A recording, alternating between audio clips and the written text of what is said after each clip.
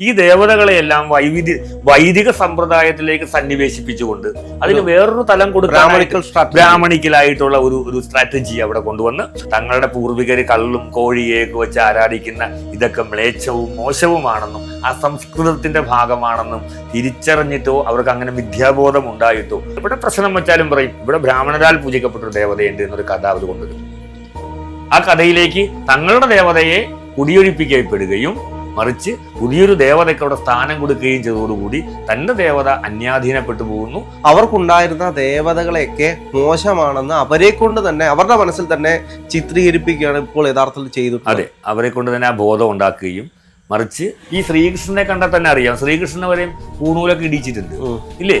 ഏതൊരു ദേവതയാണെങ്കിലും ആ ദേവതയൊക്കെ പൂണൂലൊക്കെ അണിയിച്ചിട്ടാണ് ആ ദേവതയെ അവിടെ കൊണ്ടുവന്ന് പ്രതിഷ്ഠിക്കപ്പെടാറുള്ളത്. ഈ ശ്രീകൃഷ്ണന്റെ കറുപ്പ് നിറം മാറ്റിയിട്ടാണ് നീലയാക്കിയത് എന്ന് പറയുന്നുണ്ട്. ശ്രീകൃഷ്ണന്റെ കറുപ്പ് നിറം മാറ്റി നീലയാക്കുകയും ശ്രീകൃഷ്ണനെ പൂണൂലണിയിക്കുകയും ഏത് ദേവതകളുടെ ഭാവത്തിലും കഥകൾക്ക് പഞ്ഞങ്ങളൊന്നുമില്ല. കേരളത്തിൽ പല ദേവതകളുടെയും കഥകൾ ഇതുപോലെ ഫാബ്രിക്കേറ്റഡ് ആണ്. ചാത്തന്റെ കാര്യത്തിലേക്ക് വരുമ്പോൾ വിഷ്ണുമായിക്ക് സമാനമായ കഥയാണ്. വിഷ്ണുമായിക്ക് പുളിവാകയിൽ ഇഷ്ടം തോന്നിയ ശിവന് ഈ സ്ത്രീകളെ കാണുമ്പോഴൊക്കെ കാമം തോന്നുന്നു എന്നാണ് ഈ കഥയുണ്ടാക്കിയവരൊക്കെ പറയുന്നത്. അതുപോലെ കുടുംബക്ഷേത്രങ്ങളുണ്ട്. ഈ കുടുംബക്ഷേത്ര തന്ത്രി ഇല്ല, കുടിവയ്പ്പാണ് അവിടെ കർമ്മം, തന്ത്രത്തിൽ പ്രതിഷ്ഠയല്ല. പക്ഷെ കുടുംബക്ഷേത്രങ്ങൾ തന്ത്രിയില്ല, കുടുംബക്ഷേത്രം തന്ത്രിയില്ല.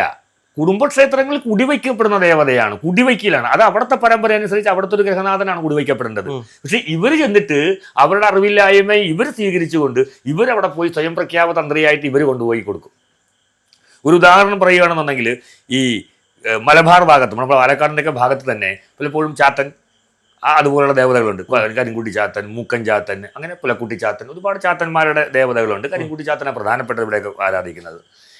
ഈ ചാത്തനെ ഒന്നും മൂലമന്ത്രം പോലും അറിയാത്ത, ഉപാസിക്കാത്ത, ചാത്തൻ ഏത് രൂപത്തിലുള്ളതാണെന്ന് വർണ്ണനം പോലും അറിയാത്ത, അതിൻ്റെ ധ്യാനം പോലും അറിയാത്ത പല താന്ത്രികരും ഈ കുടുംബക്ഷേത്രത്തിൽ കൊണ്ടുവന്ന് ഇതിൻ്റെ പ്രതിഷ്ഠ നടത്താറുണ്ട്. ആരുടെ? ചാത്തൻ്റെ പ്രതിഷ്ഠ നടത്താറുണ്ട്. അപ്പം ഞാൻ ഒരിക്കൽ ഇവരോട് ചോദിച്ചു, എന്നെ കണ്ടപ്പോൾ ഒരു സൗഹൃദഭാവത്തിൽ ഞാൻ ഒരാളോട് ചോദിച്ചു, അല്ല അങ്ങ് ഈ ചാത്തൻ ഉപാസകനല്ല, ചാത്തൻ്റെ മൂലമന്ത്രം അറിയില്ല, ചാത്തൻ ആരാണ് എന്താണെന്ന് അറിയില്ല, പക്ഷെ എങ്ങനെയാണ് അങ്ങ് പോയിട്ട് ഇവിടെ ഈ ചാത്തൻ്റെ പ്രതിഷ്ഠ നടത്തിയത് എന്ന് ചോദിച്ചപ്പോൾ അങ്ങ് പറഞ്ഞു, ഞങ്ങൾ പ്രതിഷ്ഠിക്കുന്നത് ഞങ്ങളുടെ മൂർത്തിയാണ്, ഞങ്ങൾ ആരാധിക്കുന്നത് ഞങ്ങളുടെ മൂർത്തിയാണ്. പക്ഷെ നിങ്ങൾക്ക് വേണമെങ്കിൽ ചാത്തനെന്നോ എന്ത് പേരിലും വിട്ട് നിങ്ങൾക്ക് പ്രാർത്ഥിക്കാം, അതുകൊണ്ട് കുഴപ്പമില്ല. ഞങ്ങളവിടെ പ്രതിഷ്ഠിച്ചത് ഞങ്ങളുടെ സാധന ചെയ്യുന്ന ഞങ്ങളുടെ മൂർത്തിയാണ് പ്രതിഷ്ഠിച്ചേക്കുന്നത്. അതുകൊണ്ടാണ് ഞങ്ങൾ ആ കുടുംബക്കാരോട് ഇനി നിങ്ങൾ കോവിലകത്ത് കയറരുത്, ശ്രീകോവിലിൽ കയറരുത്, നിങ്ങളുടെ നിവേദ്യങ്ങൾ ഇവിടെ വയ്ക്കരുത്, നിങ്ങൾ കൊണ്ടുവരുന്ന മാലയോ സാധനങ്ങളോ നേരിട്ട് ചാർത്താൻ പാടില്ല, നിങ്ങളുടെ നിവേദ്യങ്ങൾ നിങ്ങൾക്കിവിടെ ഉണ്ടാക്കാൻ പാടില്ല എന്നൊക്കെ പറയാനുള്ള കാരണം അത് ഞങ്ങളുടെ മൂർത്തിയാണ്, അവരുടെ മൂർത്തിയല്ല. പക്ഷേ ഈ ശുദ്ധഭാവങ്ങളായ കാശ് മുടക്കി ആ ക്ഷേത്രം പണിയിക്കുകയും ഇതൊക്കെ ചെയ്യാൻ പോകുന്ന സാധാരണക്കാരന് അറിയില്ല ഇതിൻ്റെ അകത്തെ കാപട്യം എന്താണെന്നുള്ളത്. അപ്പോൾ ഇതിന്റെ പരിണത ഫലം എന്താണ്? പരിണത ഫലം എന്താണെന്ന് വെച്ചാൽ വീണ്ടും ജ്യോത്സ്യനെ കാണാൻ പോകുന്നു, നോക്കുന്നു. അപ്പോൾ ജ്യോത്സ്യം പറയും, നിങ്ങളുടെ കുടുംബ പരദേവത ഇപ്പോൾ അലഞ്ഞു കിടക്കുകയാണല്ലോ, അദ്ദേഹത്തിന് ഇരിപ്പിടം കൊടുത്തിട്ടില്ലല്ലോ. അപ്പോൾ ഇവർ ജ്യോത്സ്യന്റെ നേരെ കഴുത്തേക്ക് കയറും. എന്തു പറയും ഇവർ? കഴിഞ്ഞ വർഷമാണ് ഞങ്ങളുടെ പ്രഗത്ഭനായിട്ടൊരു തന്ത്രി വന്നിട്ട് ഇവിടെ പ്രതിഷ്ഠ നടത്തിയത്, പൂജാതി കർമ്മങ്ങളൊക്കെ വളരെ ഭംഗിയായി ചെയ്യുന്നുണ്ട്, വാർഷിക പൂജകൾ നടക്കുന്നുണ്ട്, അവിടെ ദേവത ഞങ്ങൾ വെച്ച് ആരാധിക്കുന്നുണ്ട്. ഞാൻ കബഡി കാണുമ്പോൾ ഇവിടെ നിങ്ങളുടെ ദേവത അനാഥനാണല്ലോ. ഇവിടെ ഈ രണ്ടുപേരും തമ്മിലുള്ള തർക്കത്തിൻ്റെ പ്രധാനപ്പെട്ട കാര്യം ഇതാണ്. യഥാർത്ഥത്തിൽ ഇവരുടെ ദേവത അനാഥനാണ്, അവർക്ക് നേരെ കാവും ഇല്ല, അമ്പലവും ഇല്ല, അല്ലെ അമ്മാതെന്ന് പോവുകയും ചെയ്തു, ഇല്ല തെറ്റിയിട്ടില്ല. ഇവർ കുടിവെച്ച ദേവത ഏതാണ്? ഇവർ കുടിവെച്ച ദേവത ഇവരുടെ ദേവതയാണ്. അതുപോലെ തന്നെ ഇതിൻ്റെ അകത്ത് കാണിക്കുന്ന മറ്റൊരു സൂത്രമാണ്, ഇത് ഈ രീതിയിലേക്ക് തന്ത്രവൽക്കരിക്കാൻ അല്ലെങ്കിൽ ബ്രാഹ്മണ്യവൽക്കരിക്കാൻ വേണ്ടി ചെയ്യുന്ന മറ്റൊരു തന്ത്രമുണ്ട്. ഈ പ്രശ്നം വയ്ക്കുന്ന എല്ലാ ദേവപ്രശ്നകാരകന്മാരും എന്ന് പറയുന്ന നോക്കിക്കോ, നിങ്ങൾ ശ്രദ്ധിച്ചോ, ഇവരൊക്കെ ബ്രാഹ്മണ്യത്തിൻ്റെ പിൻപറ്റുന്നവരോ ആ ആശയങ്ങൾ കൊണ്ടു നടക്കുന്നവരുമാണ്. അവർ ശാക്തേയത്തിനും മലബാർ സമ്പ്രദായത്തിനും എതിരായിട്ടുള്ള ആളുകൾ, ബലികർമ്മങ്ങൾക്ക് ശുദ്ധിയെതിരായിട്ടുള്ളവരാണ് ബഹുഭൂരിപക്ഷം വരുന്ന ജ്യോത്സ്യന്മാരും ഇവിടുത്തെ. അതുകൊണ്ട് തന്നെ ഇവർ കാണുന്ന ഒരു സൂത്രവിദ്യ, ഇപ്പോൾ ഒരു സാധാരണ ദളിതൻ്റെ വീട്ടിലാണെങ്കിൽ പോലും പ്രശ്നം വെച്ച് കഴിയുമ്പോൾ അവർ പറയുന്നത് ഇവിടെ ബ്രാഹ്മണരാൽ പൂജിച്ചിരുന്ന ഒരു ദേവത ഉണ്ടായിരുന്നു എന്ന് പറയും. അപ്പോൾ ബ്രഹ്മസ്വവും ദേവസ്വവും ദാനവും ഒക്കെയാണല്ലോ നമ്മുടെ ഭൂമി കൂടുതൽ. അപ്പോൾ ബ്രാഹ്മണ്യത്തിൻ്റെ ഭാഗത്തു കൂടെയാണ് പല ഭൂമികളും കടന്നു വന്നിരിക്കുന്നത്. അപ്പോൾ അതുകൊണ്ട് ഇവർക്കിത് വിശ്വസിക്കാൻ തരമില്ല, അത് വിശ്വസിച്ചേ മതിയാവുള്ളൂ. ഇവിടെ ബ്രാഹ്മണ ഇല്ലെന്ന് നിലനിന്നിരുന്നു, അല്ലെങ്കിൽ ബ്രാഹ്മണരാൽ പൂജിക്കപ്പെടുന്ന ഒരു ദേവത ഉണ്ടായിരുന്നു, ആ ദേവതയെ ഇവിടെ കുടിയിരുത്തണം. അപ്പോൾ ബ്രാഹ്മണരാൽ പൂജിക്കപ്പെട്ടിരുന്ന ഒരു ദേവതയുണ്ടെങ്കിൽ അതിനെ കുടിയിരുത്തേണ്ടത് ആരാണ്? ബ്രാഹ്മണനാണ്. ഞാൻ ഈ ബ്രാഹ്മണൻ എന്ന് ഉദ്ദേശിക്കുന്ന ഒരിക്കലും നമ്പൂതിരി സമുദായത്തിലല്ല കേട്ടോ. ബ്രാഹ്മണൻ എന്ന് ഉദ്ദേശിക്കുന്നത് തന്ത്ര സാധന ചെയ്യുന്ന താന്ത്രിക വിധാനം ചെയ്യുന്ന ഒരു വ്യക്തിയാണ്. അല്ല, അതൊരു സമുദായത്തെയല്ല, ഞാൻ ഒരിക്കലും ജാതിയല്ല പറയുന്നത്. ഞാനും ആ താന്ത്രിക കർമ്മം ചെയ്യുന്ന ഒരു വ്യക്തിയാണ്. പക്ഷെ ഞാൻ ഇതുപോലെയുള്ള കാര്യങ്ങളെ വ്യതിചലിച്ച് വ്യത്യസ്തമായി കാണുന്നവരാണ് ഞാൻ. തന്ത്രം ചെയ്യേണ്ടത് തന്ത്രം ചെയ്യണമെന്നും മലബാരം ചെയ്യുന്നിടത്ത് മലബാരവും ശാക്തേയം ചെയ്യുന്നത് ശാക്തേയം വേണമെന്ന് പറയുന്ന ഒരു വ്യക്തിയാണ് ഞാൻ. അത് ജ്യോതിഷത്തിലാണെങ്കിൽ ശരി, താന്ത്രിക വിദ്യയിലാണെങ്കിൽ ശരി. അപ്പോൾ അങ്ങനെ ഈ പറയുന്ന ഈ പറഞ്ഞ ശാക്തേയ കർമ്മം ചെയ്തുകൊണ്ടിരുന്ന ഒരു സ്ഥലത്ത് കൊണ്ടുവന്ന് ബ്രാഹ്മണരാൽ പൂജിക്കപ്പെട്ടിരുന്നു പറയുന്ന ഒരു ദേവതയെ കൊണ്ട് വയ്ക്കും. ആ ദേവത ആരായിരിക്കും? ഒന്നെങ്കിൽ ദുർഗയാകാം, അല്ലെങ്കിൽ മഹാവിഷ്ണു ആകാം, ശ്രീകൃഷ്ണനാകാം, ശിവനാകാം, വേറെ ഭുവനേശ്വരിയാകാം. അവിടെ അങ്ങനെ താന്ത്രിക വിധാനത്തിൽ ഒരു ദേവതയെ അവിടെ സൃഷ്ടിക്കപ്പെടുന്നു. ആ മണ്ണിൻ്റെ ദേവത, ആ ഊർവരതയുടെ ദേവത, ഇല്ലെങ്കിൽ ആ ഗോത്രത്തിൻ്റെ ദേവത, ആ കുടുംബക്കാരുടെ ദേവത അവിടെ അന്യമാകപ്പെടുന്നു. പിന്നെ ഇവർ പറയും അവിടുത്തെ പടിത്തരം എന്താണെന്ന്, അവിടെ എങ്ങനെ പൂജ ചെയ്യണമെന്ന് ഇവർ തീരുമാനിക്കും. ആ പൂജയിലേക്ക് ഇവർക്ക് പോകാമെന്നല്ലാതെ യഥാർത്ഥത്തിൽ അവരുടേതായ സമ്പ്രദായങ്ങൾ, ബലികൾ, അവരുടെ ആചാരങ്ങൾ, അനുഷ്ഠാനങ്ങൾ ഒന്നും ചെയ്യാനായിട്ടുള്ള ഒരു സ്ഥാനം അവിടെ ഉണ്ടാകാതെ വരികയും ആ കുടുംബം ഛിന്ന ഭിന്നമായിട്ട് പോവുകയും ചെയ്യും. മണ്ണിന്റെ മനുഷ്യരുടെ ദൈവങ്ങളെ മുഴുവൻ ബ്രാഹ്മണീയവൽക്കരിക്കുകയാണ് ഇപ്പോൾ ചെയ്തുകൊണ്ടിരിക്കുന്നതെന്നാണോ പറഞ്ഞു വരുന്നത്? അതെ, അതായത് ഓരോ തലത്തിലും ഇപ്പൊ നമുക്കറിയാലോ, വടക്കോട്ട് പോയാൽ ഗുളികനെ കാണാം അല്ലേ, അവിടെ നിന്ന് ഇങ്ങോട്ട് വന്നാൽ കുറേ സ്ഥലങ്ങളിൽ കാളയെ കാണാം, കുറേ അടുത്ത് പോയി നാഗദേവതകളെ കാണാം, തെക്കോട്ട് പോയാൽ നമുക്ക് മാടനെ കാണാം അല്ലേ. ഇങ്ങനെ പല ദേവതകളും പല ഗോത്രത്തിലുണ്ട്. ഇപ്പൊ ഈ പാലക്കാടിന്റെ മണ്ണിൽ ഏറ്റവും കൂടുതൽ നോക്കുമ്പോൾ മാരിയമ്മയാണ്. എന്തുകൊണ്ടാണ് മാരിയമ്മ? മാരി എന്ന് പറഞ്ഞാൽ മഴയെന്നർത്ഥം. ഇവിടെ ഏറ്റവും ആവശ്യമുള്ളത് മഴയാണ്, കിട്ടാത്തതും ദുർലഭമായതുമാണ് മഴയാണ്. അപ്പോൾ ഈ മാരിയമ്മ എന്ന ദേവതയെ, അല്ലെങ്കിൽ മഴയുടെ പ്രതിരൂപമായി മഴയ്ക്കനുകൃതമായിട്ടുള്ള രൂപത്തിൽ കൊടുക്കുന്ന മാരിയമ്മ എന്ന സങ്കല്പത്തെയാണ് ഇവിടെ പ്രധാനമായിട്ടും വേനൽക്കാലത്ത് പൂജിക്കുന്നത്. മേടമാസത്തോടു കൂടിയൊക്കെ വളരെ വലിയ പൂജകൾ, ബലിയോടുകൂടിയുള്ള പൂജകളൊക്കെ ഇവിടെ നടക്കുന്നുണ്ട്. മാരിയമ്മയുടെ കൂടെ തന്നെ മരുതവീരൻ എന്ന് പറയുന്ന സങ്കല്പം കൂടെ ഇവിടെയുണ്ട്. ആ മരുതവീരനെയും ഇവിടെ പൂജിക്കപ്പെടുന്നുണ്ട്. പാർവതി മാരിയമ്മയായി മാറിയപ്പോൾ ശിവൻ മരുതവീരനായി മാറി. രണ്ടുപേരെയും കൂടെ ആണ് ആ സ്ത്രീ പുരുഷ സംയോഗം എന്ന് പറയുന്നത്. അതിനെ പൂജിക്കുന്ന സമ്പ്രദായമാണ് ഇവിടെയുള്ളത്. അപ്പോൾ പല സ്ഥലങ്ങളിലേക്ക് മാറുമ്പോൾ ഓരോ പ്രദേശത്തും അതിൻ്റെതായ ദേവതകളുണ്ട്. മലനായാടിയായിട്ടുള്ള മലമുത്തപ്പൻ, മലനായാടി പോലെയുള്ള മല ദേവതകൾ ഉള്ള മല പ്രദേശങ്ങളിൽ, ഊർവരതയുടെ പ്രദേശങ്ങൾ, അതായത് ഈ ജലം കെട്ടി നിൽക്കുന്ന പ്രദേശങ്ങളിലൊക്കെ നാഗദേവതകൾ കൂടുതലായിട്ടുണ്ട്. ആലപ്പുഴ പോലെയുള്ള ഭാഗങ്ങളിലൊക്കെ നാഗദേവതകൾ കൂടുതൽ ജലസാന്നിധ്യമുള്ളത് കൊണ്ട് ഉപ്പുരസങ്ങൾ ഇല്ലാതെയാക്കാനും ഒക്കെ ആയിട്ടുള്ള ഒന്ന് അവിടെയുണ്ട്. അതുപോലെ തന്നെ നമ്മൾ നേരത്തെ പറഞ്ഞ പോലെ വയനാട്, അതുപോലെയുള്ള വയനാടൻ കുലവനെ പോലെയുള്ള ഗോത്രദേവതകളുണ്ട്. കാളി പോലെയുള്ള ദേവതകളാണ് കണ്ണൂർ മുതലായി ഉള്ള പ്രദേശങ്ങളിലൊക്കെ, മാടായിക്കാവ് അങ്ങനെയുള്ള പ്രദേശങ്ങളിലൊക്കെ ഉണ്ടാകുന്ന, അവിടെയൊക്കെയാണ് ഏറ്റവും കൂടുതൽ ഉണ്ടായിരുന്നതാണ് നമുക്ക് കളരി ദേവതകൾ, കളരി അഭ്യാസമറങ്ങൾ, വടക്കൻ പയറ്റ് സമ്പ്രദായത്തിൽ കളരി ദേവതകളൊക്കെ ഉണ്ടായിരുന്ന ആ ദേവതകളുണ്ട്. നമുക്ക് ഇന്ത്യയുടെ മറ്റു ഭാഗങ്ങളിലേക്ക് പോയാൽ നമുക്കറിയാം, ഗുസ്തിക്കാരായി ഏറ്റവും കൂടുതൽ ആരാധിക്കുന്നത് ആ ഏറ്റവും കൂടുതൽ ശരീരബലമുള്ള ദേവനായ ഹനുമാനെയാണ്. അപ്പോൾ ഓരോ സംസ്കൃതിയിലും ഓരോ തൊഴിലുമായി ബന്ധപ്പെട്ടതും ഓരോ സംസ്കാരവുമായി ബന്ധപ്പെട്ടതും ഓരോ പ്രാദേശികമായി ബന്ധപ്പെട്ട വൈവിധ്യമാർന്ന ദേവതകളുണ്ട്. ഈ ദേവതകളെയെല്ലാം വൈദിക സമ്പ്രദായത്തിലേക്ക് സന്നിവേശിപ്പിച്ചുകൊണ്ട് അതിന് വേറൊരു തലം കൊടുക്കാൻ ബ്രാഹ്മണിക്കലായിട്ടുള്ള ഒരു സ്ട്രാറ്റജി അവിടെ കൊണ്ടുവന്ന് ആ രീതിയിലേക്ക് കൊണ്ടുപോകുമ്പോഴേക്കും ആ അടിസ്ഥാന വർഗത്തിൻ്റെ ദേവതകളും അടിസ്ഥാന വർഗത്തിൻ്റെ സ്വഭാവ ഗുണങ്ങളും മാറിയിട്ട് അവർക്ക് ഈ പുതിയ അധിനിവേശത്തിൻ്റെ ദേവതകളുമായി സംയോജിക്കാനും സാധിക്കില്ല. എന്നാൽ അവരുടേതായ തനത് ദേവതകൾ നഷ്ടപ്പെടുകയും ചെയ്യുന്ന ഭാഗത്തിൽ ഒരു ഐഡന്റിറ്റി ക്രൈസിസ് ഇവർക്കുണ്ടാകും. ഒരു സ്വത്വ സംഘർഷം അനുഭവപ്പെടുന്ന സംഭവമുണ്ട്.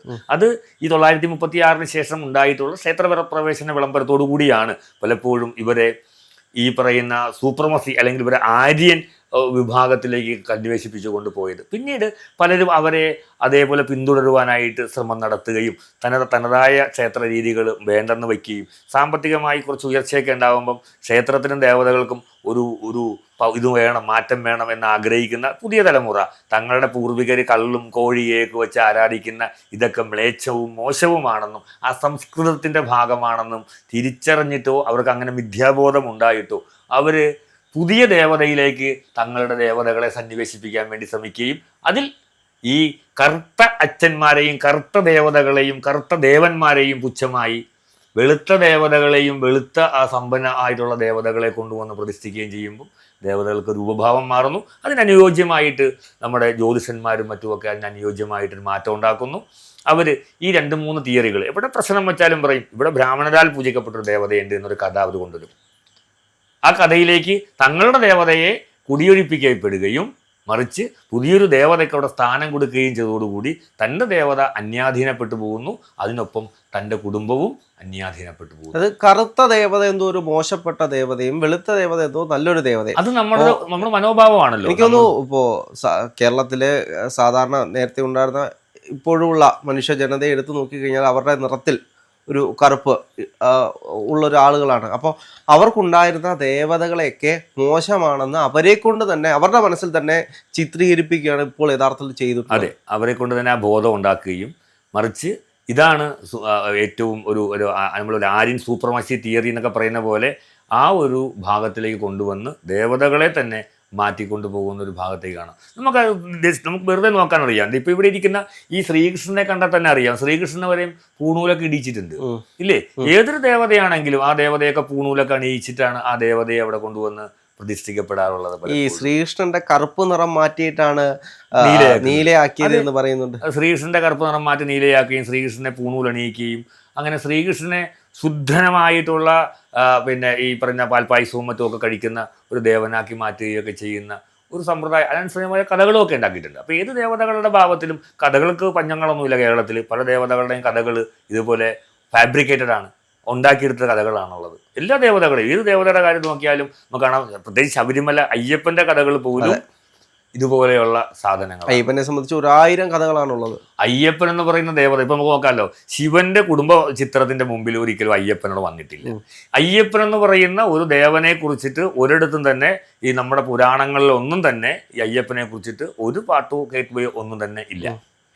പിന്നെ അതിൽ വന്നാവുന്ന പ്രധാനപ്പെട്ട കഥകളാണ് ഇത് തന്നെ വിഷ്ണുമായിക്ക് ഉണ്ടായിട്ടുണ്ട് കേട്ടോ. പ്രധാനപ്പെട്ട കഥയാണ് ഈ പാലാഴി മുതല നടക്കുന്ന സമയത്ത് മോഹിനി വേഷം ധരിച്ച് വന്നിട്ടുള്ള മഹാവിഷ്ണുവിന് ശിവൻ അഭിനിവേശം തോന്നുകയും അങ്ങനെ. നമ്മൾ നോക്കൂ, ശിവനെ പോലെ അത്രയും യോഗനിഷ്ഠനായ ഒരു ദേവനെ മഹാവിഷ്ണുവാണ് ഈ മോഹിനി രൂപം പൂണ്ടിരിക്കുന്നത് എന്ന് തിരിച്ചറിയാൻ പോലുള്ള ബോധം പോലും ഇല്ലാത്ത ഒരാളായിട്ടല്ലേ ഇവർ ഈ ചിത്രത്തിൽ കാണിക്കുന്നത്. ഇപ്പം നമ്മുടെ സുഹൃത്തായിട്ടുള്ള ഒരാൾ ഒരു പ്രച്ഛന്ന വേഷം ധരിക്കാൻ നമ്മുടെ വാഹനത്തെ വന്നിറങ്ങി അയാൾ ആ ഗ്രീൻ റൂമിൽ ചെന്നു അല്ലെങ്കിൽ മേക്കപ്പ് റൂമിൽ ചെന്നു പ്രച്ഛന്ന അല്ലെങ്കിൽ പ്രച്ഛന്ന രൂപത്തിലേക്ക് അയാൾ സ്ത്രീ വേഷം കെട്ടി പുറത്തേക്ക് ഇറങ്ങി വരുമ്പോൾ നമുക്കറിയില്ലേ നമ്മുടെ കൂടെ വന്ന ആളാണെന്ന്? നമുക്ക് ഇയാളോട് കാമം തോന്നുമോ? അഭിനിവേശം തോന്നുന്നു ഒരു മനുഷ്യനായ നമുക്ക് പോലും. അപ്പോൾ അത്രയും പോലും ഉണ്ടാകാത്തതാണോ ഈ ശിവന്? ബോധമില്ലേ ഇത് മഹാവിഷ്ണുവാണെന്ന് അറിയാനായിട്ട്? അതേപോലെ തന്നെ പ്രണയ സ്വരൂപത്തിലാണ് ശിവനെ പലപ്പോഴും രചിച്ചിട്ടുള്ളത് പോലും. ഇപ്പോൾ സതീദേവി ഇല്ലാതാകുമ്പോൾ ശിവനുണ്ടാകുന്ന വിഷമവും ദുഃഖവും അതുമായി ബന്ധപ്പെട്ട ദേഷ്യങ്ങളും രചിച്ച ആളുകൾ തന്നെ ഇതേപോലുള്ള കഥകൾ രചിക്കുമ്പോഴാണ് വ്യത്യാസം. അതെ, ഈ ഏകപത്നി വ്രതമുള്ള ഒരു വ്യക്തിയാണ്, തൻ്റെ പത്നിയല്ലാതെ വേറൊരു പത്നിയെ പ്രാപിക്കാനായി പോയ കഥകളില്ല. പക്ഷെ അവിടെ എല്ലാം ശിവനെ കൊണ്ടുവന്ന് ഈ പറയുന്ന കാര്യങ്ങൾ കൊണ്ടുവന്നിട്ടുണ്ട് നമുക്ക്. അതാണ് പിന്നെ ഈ ഗംഗയുടെ കഥയിൽ കൂടെ കൊണ്ടുവന്നത്. അതൊക്കെ ബോധപൂർവമാണ്. കാരണം ഇവിടെ വൈഷ്ണവ ശൈവ വൈവിധ്യങ്ങൾ നിലനിന്നിരുന്ന ഒരു കാലഘട്ടത്തിൽ ആ കാലഘട്ടത്തിൻ്റെ വക്താക്കളാണ് ശിവനെ ഇത്തരത്തിൽ വേണ്ടിയിട്ട് ഒരു കഥയിലൂടെ കൊണ്ടുവന്നതും ശിവനെ ഒരു വിടനായിട്ട് അല്ലെങ്കിൽ പരസ്ത്രീ ബന്ധമുള്ള പരസ്ത്രീ ആസക്തനായ ഒരു ദേവനായി കൊണ്ടുവന്നത് കൊണ്ടാണ് ഗംഗയ്ക്കും ഈ കഥ വന്നത്. അതേപോലെ തന്നെ കഥ വന്നതാണ് ഈ മോഹിനി വേഷധാരിയായിട്ടുള്ളത്. നോക്കൂ, നമുക്ക് നോക്കാം. 12 രാജകൊട്ടാരക്കാർക്ക് കിട്ടിയ കുട്ടിയാണ്. അപ്പോൾ അതായത് പത്തനംതിട്ട ജില്ലയിലായിരിക്കണം ഈ മോഹിനി വേഷം കെട്ടിയിട്ട് വന്നിരിക്കുന്നത്. ആര്? നമ്മളുടെ ഈ മഹാവിഷ്ണു വന്നത് അവിടെയാണ് പ്രസവിക്കപ്പെട്ടതെന്നാണ് പറയുന്നത്, അവിടെ നിന്നാണ് കിട്ടിയെന്ന് പറയുന്നത്. ഇവിടെയും ആ കഥയെ നിങ്ങളൊന്ന് ആലോചിച്ച് നോക്കൂ. ആ കഥയിലും ഇതേപോലെ ഒരു കഥ ഉണ്ടാക്കാൻ വേണ്ടി ഉണ്ടാക്കിയൊരു കഥയാണ്. അല്ലാതെ ശിവൻ ഒരിക്കലും മഹാവിഷ്ണുവിൽ, അത് പുരുഷരൂപിയായ മഹാവിഷ്ണുവിനും അറിയാം ഞാൻ മോഹിനി വേഷത്തിൽ തരി വന്നേക്കാണെന്ന്, ശിവനും അറിയാം ഇത് മഹാവിഷ്ണുവാണെന്ന്. അപ്പം ശിവനെ പോലെ മഹാമനുഷ്യരായിട്ടുള്ള മഹാദേവനായ ഒരാളെ ഇത്രയും ആത്മനിഷ്ഠനല്ലാത്ത അല്ലെങ്കിൽ ആത്മബലമില്ലാത്ത ഒരാളാക്കി മാറ്റിക്കൊണ്ട് അവിടെ അയ്യപ്പനെ സൃഷ്ടിക്കേണ്ട ആവശ്യങ്ങളൊന്നും അവിടെ ഉണ്ടായിരുന്നില്ല. അപ്പം ചരിത്രപരമായ പല വസ്തുതകളെയും മാറ്റിമറിച്ചുകൊണ്ട് വെറും പഴങ്കഥകളും ഒരു ബലവുമില്ലാത്ത ചരിത്രത്തിൻ്റെ പിൻബലമില്ലാത്ത കഥകളിലൂടെ കൊണ്ടുവന്നപ്പോൾ 2 ഉദ്ദേശങ്ങളുണ്ടായിരുന്നു. ഒന്ന്, അയ്യപ്പൻ്റെ പിതൃസ്ഥാനം വഹിക്കാനും മാതൃസ്ഥാനം വഹിക്കാനൊക്കെ കുറേ ആളുകൾക്ക് സാധിച്ചു. 2, ശിവനെന്ന് പറയുന്ന ഒരു ദേവനെ ഈ രീതിയിലേക്ക് അവതരിപ്പിക്കാൻ സാധിച്ചു. അങ്ങനെ പല ഉപയോഗങ്ങളും അവർക്ക് ഇതുപോലെ ഉണ്ടായിരുന്നു. അതേപോലെ ഈ ചാത്തന്റെ കാര്യത്തിലേക്ക് വരുമ്പോഴും വിഷ്ണുമായിക്ക് സമാനമായ കഥയാണ്. വിഷ്ണുമായിക്ക് പുളിവാകയിൽ ഇഷ്ടം തോന്നിയ ശിവൻ, ശിവന് ഈ സ്ത്രീകളെ കാണുമ്പോഴൊക്കെ കാമം തോന്നുന്നു എന്നാണ് ഈ കഥയുണ്ടാക്കിയവരൊക്കെ പറയുന്നത്. ഈ കഥ തന്നെ വിഷ്ണുമായെ ഉപാസിക്കുന്നവരും അതുപോലെ ശിവനെ ഉപാസിക്കുന്നവരും ഈ കഥയുടെ ബോധതലം മനസ്സിലാക്കാതെ ഈ കഥയും കൊണ്ട് ഇപ്പോഴും നടക്കുന്നുണ്ട്. വിഷ്ണുമായയുടെ ഭാവത്തേക്ക് വരുമ്പോൾ നമുക്കറിയാം ചാത്തനെ ഗ്ലോറിഫൈ ചെയ്തൊരു ദേവനാണ് ഇതെന്നൊക്കെ അറിയാം. വലിയ ഒരു വിഷയമാണ് അതിൻ്റെ. അപ്പോൾ ഈ കേരളത്തിൻ്റെ ക്ഷേത്ര പശ്ചാത്തലവും ക്ഷേത്ര വിശ്വാസ പശ്ചാത്തലവും പലപ്പോഴും പരിശോധിക്കുമ്പോൾ ചരിത്രപരമായി കുലബന്ധം പോലും ഇല്ലാത്തതാണ് എന്ന് നമുക്ക് കാണാനായിട്ട് സാധിക്കും. പക്ഷേ ഇത് നിരന്തരമായി പറഞ്ഞ് പല വേദികളിലും ഇത് അവതരിപ്പിച്ച് ജനങ്ങളുടെ മുമ്പിലേക്ക് യുക്തിഹീനമായ കഥകളിലൂടെ ഈ ദേവനെ അവതരിപ്പിക്കുമ്പോൾ പുതുതലമുറയ്ക്ക് പലപ്പോഴും ഈ കാര്യങ്ങളോട് വിയോജിപ്പുണ്ടാകും. അവർ ചോദ്യം ചെയ്യപ്പെടുമ്പോൾ ആണ് നമ്മുടെ സനാതന ധർമ്മത്തിന് അപജയം സംഭവിക്കുന്നത് എന്നുള്ളതാണ്. ഇങ്ങനെയുള്ള കാര്യങ്ങളിൽ ചോദ്യം ചോദിക്കുമ്പോഴാണ് ആളുകൾക്ക് അസഹിഷ്ണുത ഉണ്ടാകുന്നതും. ഇന്നത്തെ പല ഗുരുക്കന്മാർക്കും ഇത്തരത്തിലുള്ള ചോദ്യങ്ങൾ ചോദിച്ചു കഴിഞ്ഞാൽ അസഹിഷ്ണുതയാണ്.